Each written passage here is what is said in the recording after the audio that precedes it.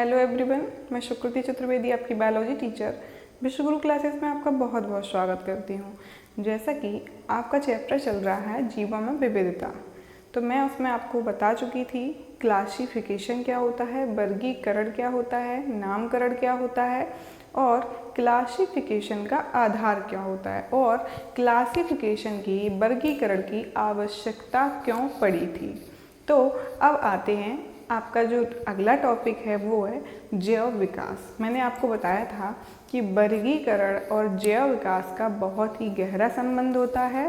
तो सबसे पहले चार्ल्स डार्विन थे जिन्होंने जैव विकास की अवधारणा प्रस्तुत की थी। और जैव विकास क्या होता है? जैव विकास मैं आपको बता चुकी थी कि सरल जीव से जटिल जीव की संरचना बनना क्या होता है, जैव विकास कहलाता है। मैंने आपको बताया था ये जैव विकास के आधार पर, जैव विकास की जो अवधारणा है उसके आधार पर आपके दो टाइप के जीव थे, आदिम जीव और उन्नत जीव। मैं आज आपको वो लिखवाऊंगी। तो पहले देख लेते हैं कि आपकी जैव विकास क्या होता है। देखिए, जैव विकास को क्या बोलते हैं? इवोल्यूशन, है ना, या ऑर्गेनिक इवोल्यूशन। जैव विकास ये जो आपका है ये क्या होता है? Organic evolution. ठीक है, अब समझते हैं ये इवोल्यूशन क्या होता है। देखिए, आपको जैसा कि पता है कि आज से करोड़ों वर्ष पहले जीव उत्पन्न हुआ है ना।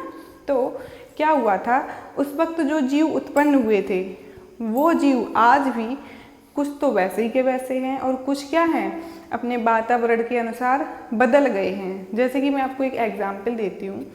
आपने जिराफ देखा है, तो जिराफ का जो इवोल्यूशन है वो क्या कहता है कि पहले जो जिराफ होते थे उनकी गर्दन नॉर्मल होती थी, इतनी लंबी नहीं होती थी। लेकिन क्या हुआ, जैसे जैसे पेड़ बढ़ते गए तो वो अपने खाने के लिए पत्तियों को अपनी गर्दन ऊंची करते गए।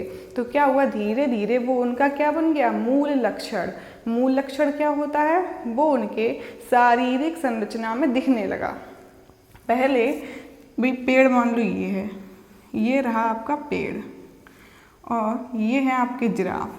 तो इन्होंने यहाँ से खाने लगे, कोई बात नहीं। फिर धीरे धीरे क्या हुआ, ये पेड़ की जो पत्तियाँ हैं और ऊंचाई पे चली गई और ऊंचाई पे चली गई। अब जिराफ तो यहाँ का यहीं था, तो इसने क्या किया, अपनी गर्दन और लंबी की इन पत्तियों को खाने के लिए। तो अब क्या हुआ, जिराफ की गर्दन इतनी लंबी हो गई और इसमें कितनी लंबी है, इतनी लंबी है। तो क्या हुआ, उसके शारीरिक संरचना में क्या हमको अंतर देखने को मिला कि जो पहले के थे, पहले के जिराफ थे और जो बाद के जिराफ थे उनमें ये अंतर था कि जो पहले वाले जिराफ थे उनकी गर्दन कम लंबी थी और जो बाद में बने थे उनकी गर्दन कैसी थी, बहुत लंबी। तो क्या होता है, ये कम लंबी गर्दन वाले क्या होते हैं, मर जाते हैं, क्योंकि इन्हें भोजन का अभाव हो जाता है। इन्हें पेड़ों की पत्तियां ये नहीं खा पाते, लंबे पेड़ की पत्तियां कैसे खा पाएंगे। तो ये आपका एक इवोल्यूशन का उदाहरण है। तो ये आपके हो गए कौन से जीव, आदिम जीव, और ये हो गए उन्नत जीव। यानी कि आदिम जीव वो जीव होते हैं जो पहले के समय में होते हैं और उन्नत जीव वो जीव होते हैं जो वातावरण के साथ अपनी क्रियाओं को बदल लेते हैं, अपनी शारीरिक संरचनाओं को बदल लेते हैं, है ना। तो देखो, आज से करोड़ों वर्ष पूर्व जीव जिस रूप में पाए जाते थे, आज भी कुछ जीव उसी रूप में हैं और जो जीव उसी रूप में हैं उनको बोलेंगे आदिम जीव। क्या बोलेंगे, आदिम जीव या सरल जीव या साधारण जीव। और लेकिन कुछ जीवों में वातावरण के कारण या उनके द्वारा अपनी आवश्यकताओं को पूरा करने के लिए, देखो कभी कभी क्या होता है, वातावरण भी जिम्मेदार होता है जैव विकास के लिए। और हमने जो अभी जिराफ का एग्जाम्पल दिया है आपको, वो आपका क्या है, अपनी आवश्यकताओं को पूरा करने के लिए। अब इस जिराफ की आवश्यकता क्या थी कि इसकी गर्दन लंबी होती तो ये ऊपर वाली पत्तियों को आसानी से खा सकता था। तो इसने जो अपनी लंबी गर्दन की है वो क्या है, इसकी आवश्यकता थी उसको। तो ये लक्षण क्या हो गया, फिर मूल लक्षण बन गया, है ना। के लिए उनकी संरचना में कुछ परिवर्तन आए, यही आपका क्या है, जैव विकास। ये मैंने आपको जो बताया है यही क्या है, जैव विकास। अब जैव विकास के कुछ गुण होते हैं, कुछ विशेषताएं होती हैं। देखिए, यह है मंद गति से होने वाली प्रक्रिया है। देखो क्या हुआ होगा कि जिराफ ने आज सोचा कि हम अपनी गर्दन लंबी कर लें और ऊंची पत्तियों को खा लें, ऊंचे ऊंचे पेड़ों की पत्तियों को खा लें। तो क्या कल जिराफ की गर्दन लंबी हो गई होगी? ऐसा नहीं होता है। क्या होता है, वो धीरे धीरे अपनी गर्दन को ऊंचा करते गए होंगे और एक समय वो आया होगा कि उनकी गर्दन लंबी हो गई होगी। लेकिन इस सब को करने में क्या लगा होगा, बहुत सारा समय। तो ये प्रक्रिया कैसे होती है, बहुत मंद गति से होती है। तो जैव विकास कैसे होता है, बहुत धीरे धीरे, है ना। दूसरा है आपका सरल संरचना वाले जीव से जटिल संरचना वाले जीव उत्पन्न होना।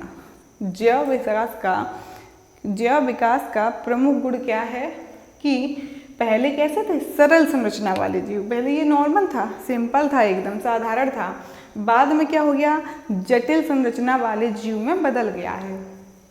तीसरा है शारीरिक संरचना में दिखने वाले लक्षण मूल लक्षण कहलाते हैं। देखो, इसकी शारीरिक संरचना बाकी तो सेम रही, बदली थी सिर्फ क्या, गर्दन। तो वो इसका क्या हो गया, मूल लक्षण। इसका मूल लक्षण क्या कहलाएगा, इसकी गर्दन का लंबा होना। अब इम्पॉर्टेंट नोट्स पे आ जाइए। आपका इम्पॉर्टेंट नोट्स है, चार्ल्स डार्विन ने सर्वप्रथम जैव विकास की अवधारणा प्रस्तुत की थी। किसने, आपसे पूछा जाए कि जैव विकास की अवधारणा सबसे पहले किसने दी थी, चार्ल्स डार्विन ने। और इन्होंने अपनी किस किताब में दी थी, origin of species. Origin of species नामक बुक में इन्होंने सबसे पहले क्या दी थी, जैव विकास की अवधारणा। अब आते हैं स्पेशल फीचर। ये मैं आपको इतनी हेडिंग इसलिए करवाती हूँ ताकि सीधी कोई बात आपके दिमाग में जाके क्लिक हो जाए कि एक इम्पॉर्टेंट नोट था, क्या था, या स्पेशल फीचर था तो क्या था, है ना। तो आपका स्पेशल फीचर बनता है, जैव विकास जटिलता को जन्म देता है। ऐसा तो नहीं होता है कि मतलब जिराफ की गर्दन लंबी थी और फिर छोटी हो गई।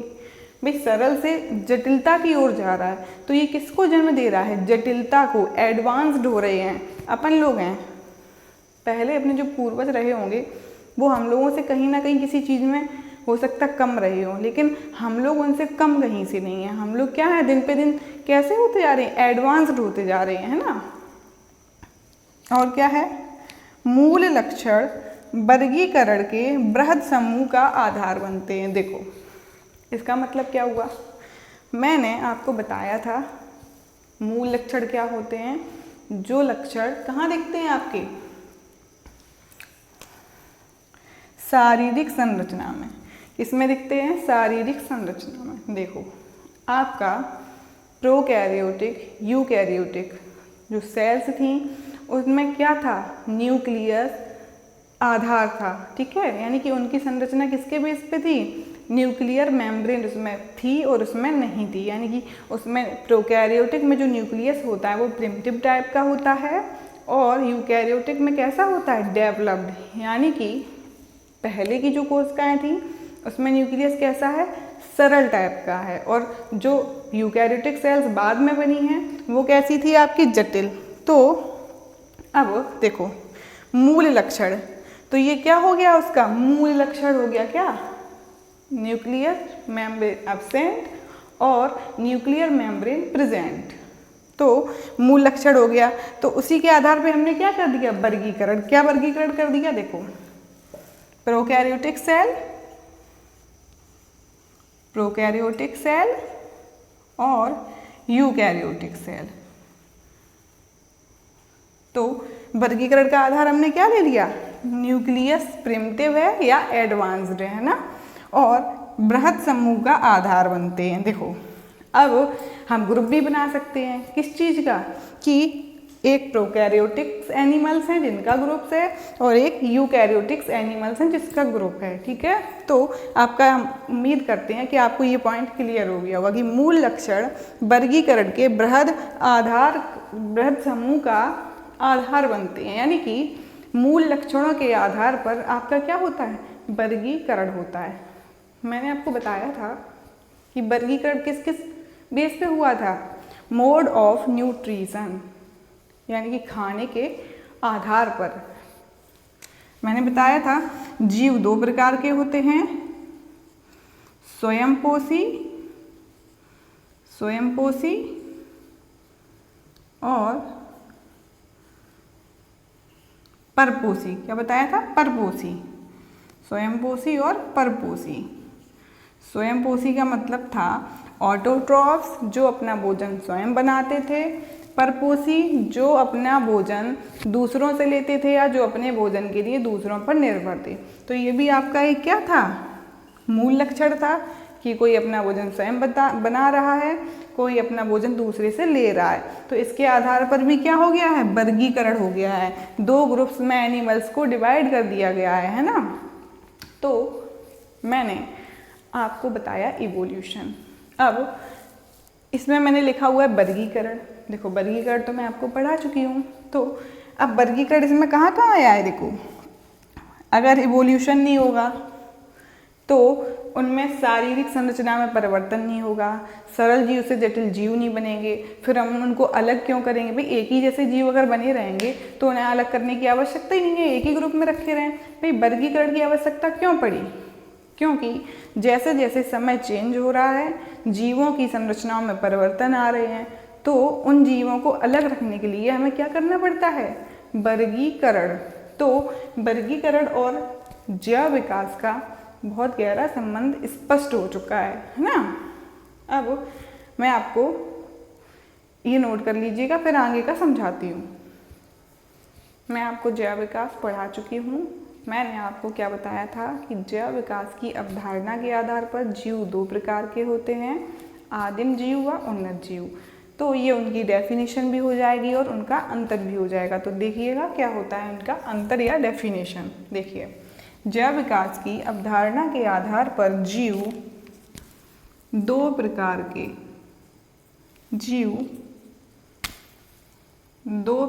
के होते हैं। कितने प्रकार के, दो प्रकार के होते हैं। अब आइए इनका नाम और क्या क्या हो सकता है। देखिए इंग्लिश में इनको बोलेंगे प्रिमिटिव का मतलब क्या था, प्रारंभिक, है ना। जैसे मैंने बोला था प्रोकैरियोटिक, प्रो का मतलब भी क्या था, प्रिमिटिव, यानी कि प्रारंभिक। तो ये भी आपके कैसे जीव हैं, प्रिमिटिव, यानी कि आदिम, सरल या साधारण जीव। और एडवांस्ड कैसे हो जाते हैं, उन्नत या इनको क्या बोलेंगे, जटिल जीव। देखो एंशिएंट बॉडी डिज़ाइन, इनकी जो बॉडी की, इनकी जो शारीरिक संरचना है वो कैसी है, प्रारंभिक है या कैसी है, पुरानी है ना।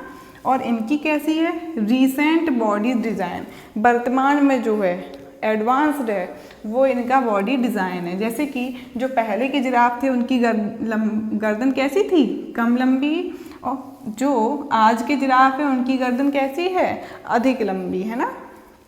तो लिख लीजिएगा, डेफिनेशन हो जाएगी, ऐसे जीव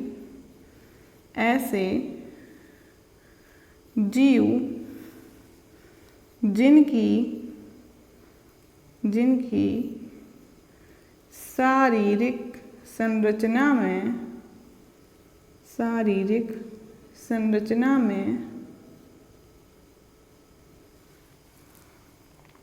कोई भी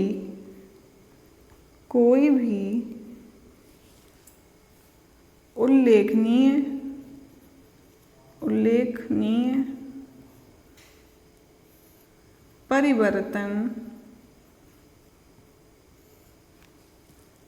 परिवर्तन नहीं हुआ है, उन्हें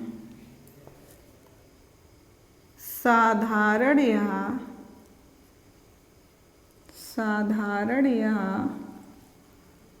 आदिम जीव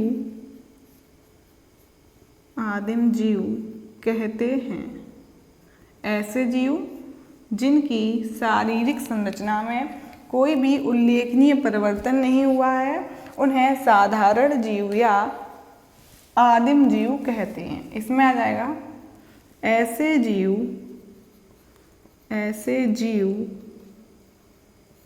जिनकी शारीरिक संरचना में समय के साथ पर्याप्त परिवर्तन हुए हैं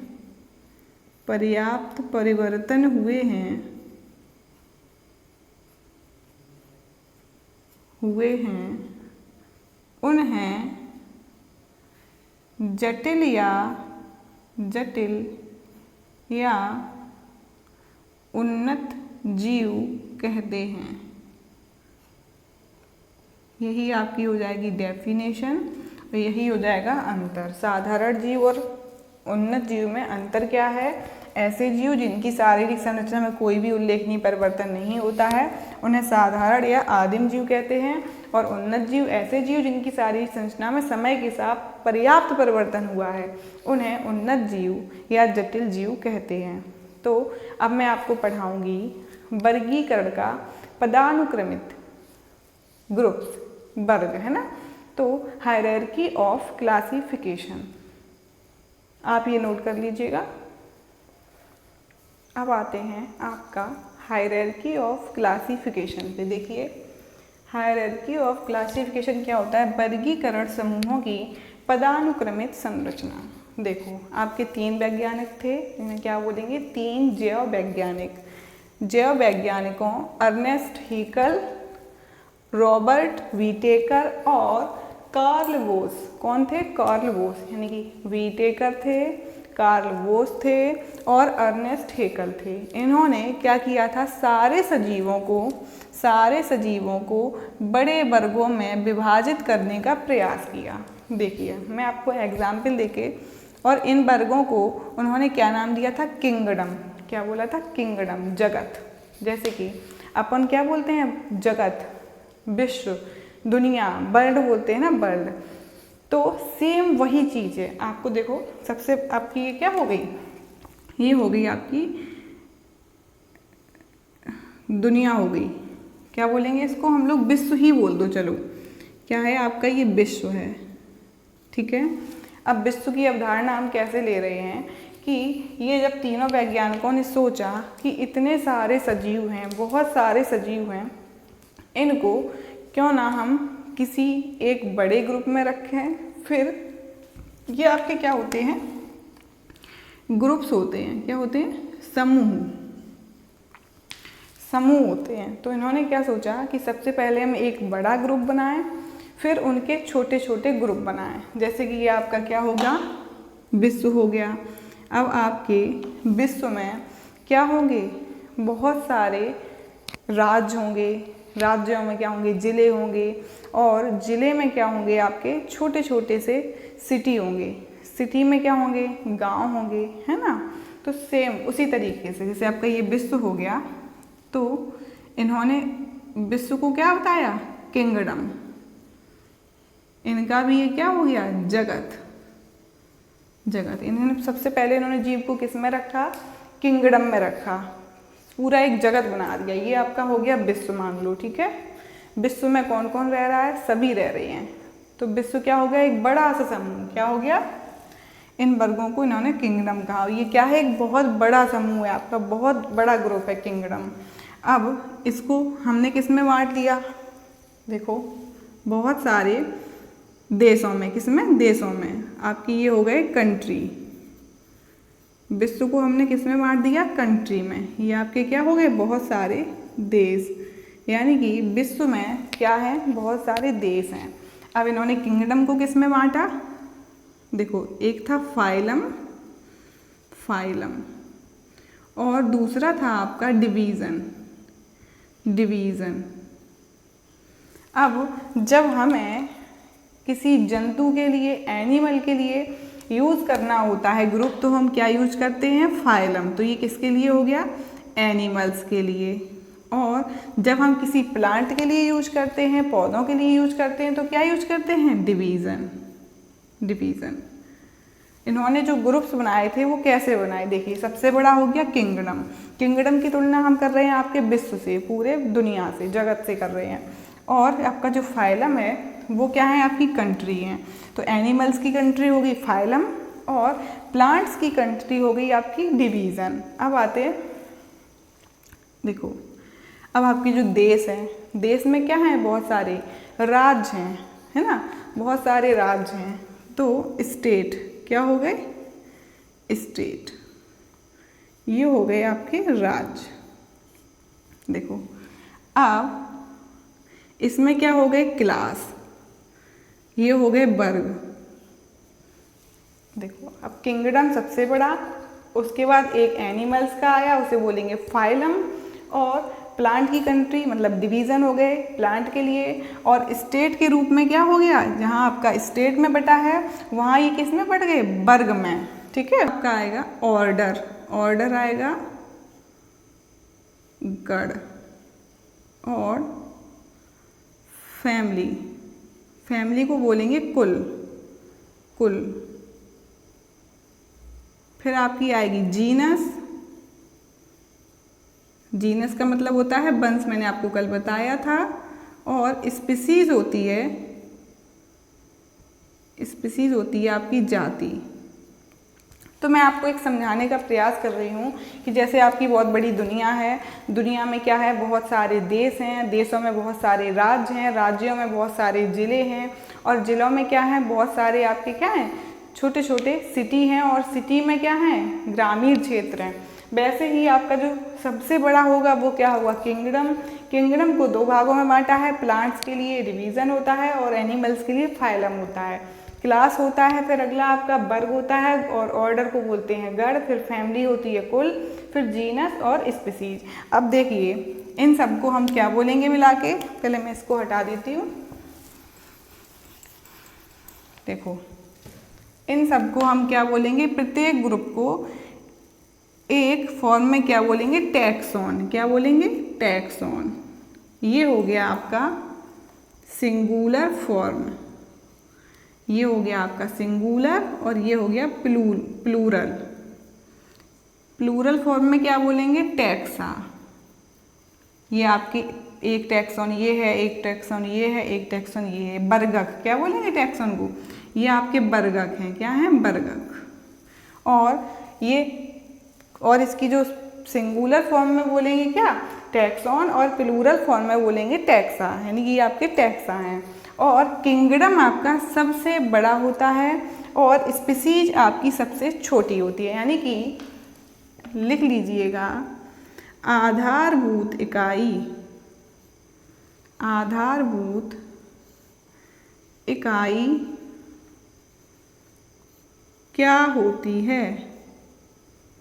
क्या होती है? तो आपकी आधारभूत इकाई हो जाएगी स्पीसीज, जाति।